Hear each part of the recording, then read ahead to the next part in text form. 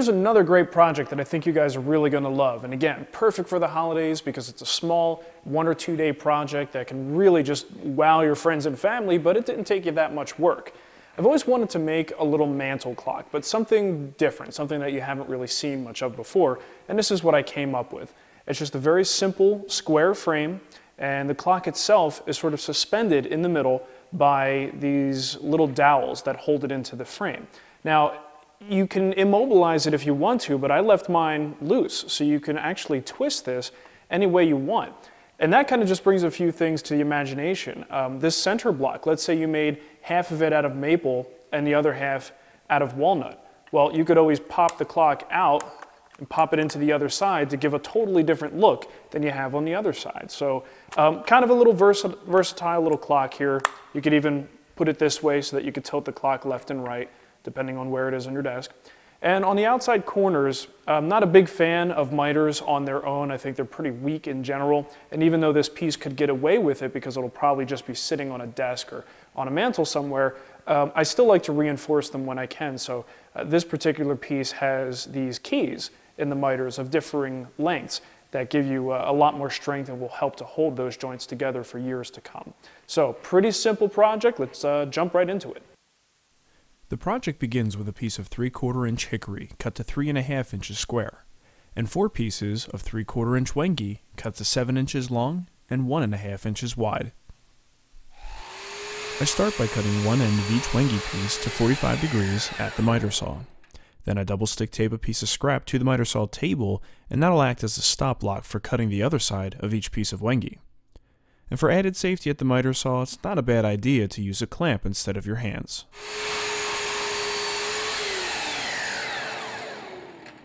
Now I mark the center point of 2 sides of my piece of hickory, and I do the same thing for 2 of the wengi pieces. And at the drill press, I can create the 1/4 inch deep holes for the dowels. Now the next thing I need to do is put the hole in the middle of the small piece of hickory here for the clock works itself.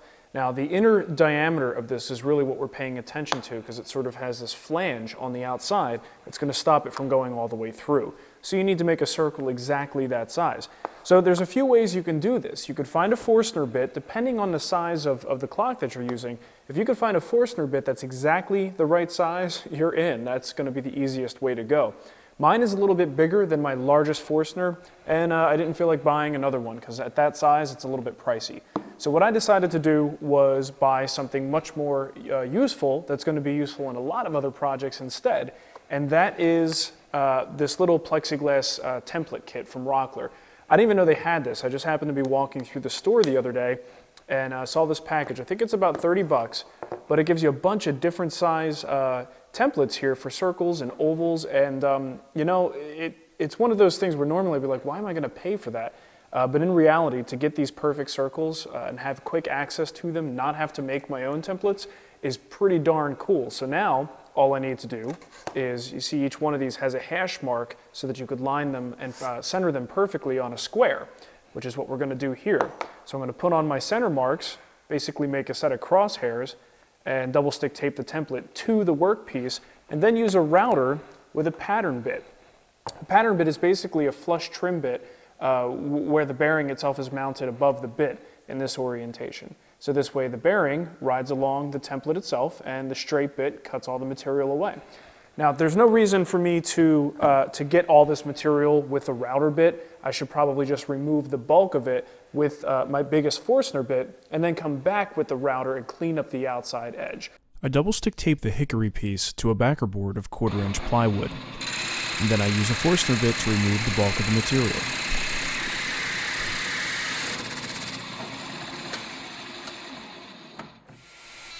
With a template taped to the piece of hickory, I can now use the router to get the exact diameter that I need. I slowly walk the router in a clockwise direction, taking light passes the whole time. Hickory is very hard and I can't take it all in one pass. With low visibility like this, you have to rely on the feel and the sound to monitor your progress. Now at this point you could actually assemble this stuff and start gluing the parts together, but I highly recommend resisting the temptation. Finishing those parts when this thing is assembled is going to be a bear. Trying to get inside while this, just like that, right up to the edge. And don't worry so much about wrapping it all the way around. We're really only spraying finish on this top surface here. And that'll be enough to protect it from the finish. On this piece, the whole thing can get sprayed. It's really not a problem. You might get a little bit of extra finish in the hole here, and you could just kind of clean that out with just about anything, a screwdriver, but if anything, it'll just tighten it up a little bit, which makes the dowel fit a little bit tighter anyway. Now here's my favorite trick for gluing miters. I place some clear packing tape on the outside edge with the pieces butted up against each other. After flipping the pieces over, I insert a 1 1/4 inch long dowel into the 2 Wengi pieces with the holes.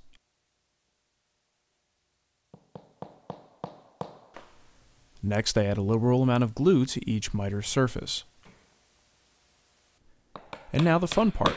Attach the hickory piece to one of the dowels and slowly bring the whole thing together.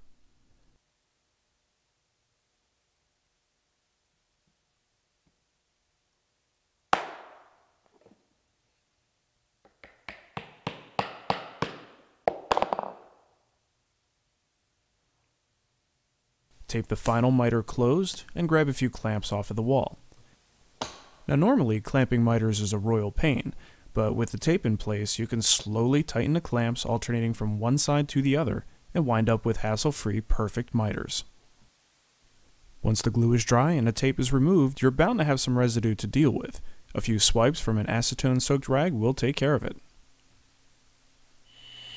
And now it's time to add the miter keys.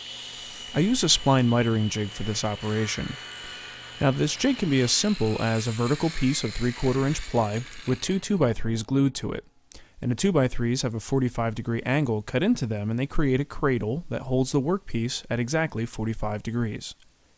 Now this jig has some extra reinforcement and actually used to be my bandsaw fence that I made back in episode 16, Wish You Were Veneer. Now for the second series of cuts, I lower the blade a bit and flip the workpiece around. And after making a cut at each corner, we're ready for the next step.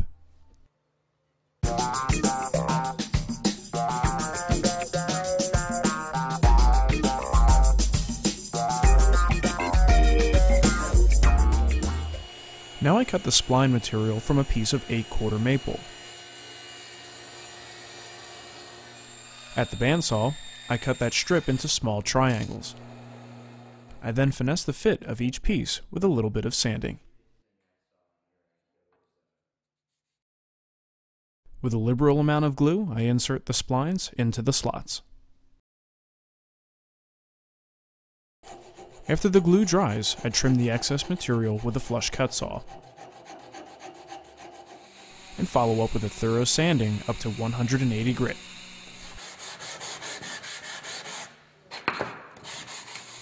And once again, 3 coats of water-based poly will serve as an attractive and durable finish.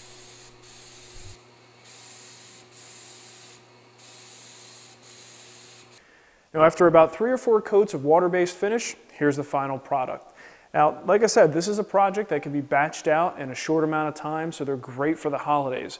And honestly, for me, that's really what this is all about. I love this time of year because, don't get me wrong, it's great to be able to be paid for what I do. It's an absolute privilege to have customers who want my furniture.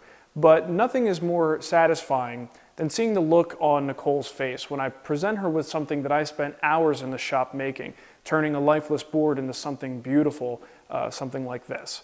So for me, that's really what this is all about, is sharing our skill and our craft with our family and friends. And little projects like this give them a taste of what we're capable of in our shops. So I think it's, overall, it's a really great thing. So happy holidays to everybody. Good luck building your projects. Be careful in the shop. And don't be afraid to just build something a little wacky, because, you never know. It might actually turn out good.